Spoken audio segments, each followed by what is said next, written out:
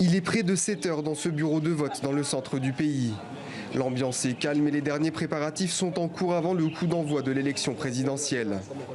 Des électeurs défilent, apposent leur empreinte sur le cahier d'émargement et votent pour leur candidat.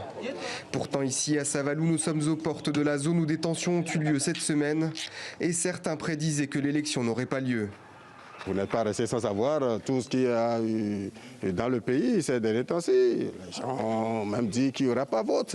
Mais le jour J est là et on constate, vous constatez avec moi que ça a eu lieu, que ça se déroule et ça se déroule bien dans la paix, dans la quiétude, il n'y a pas de désordre. C'est à Cotonou que dans le même temps, Patrice Talon, candidat à sa propre succession, a glissé son bulletin de vote dans l'urne.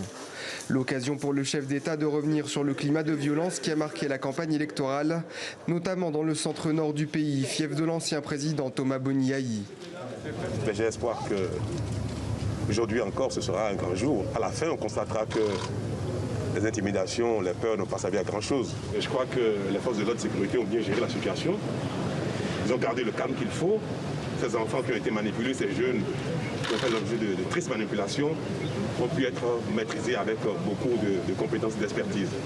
La plupart des grandes figures de l'opposition dont les candidatures ont été invalidées par la commission électorale ont appelé au boycott de l'élection.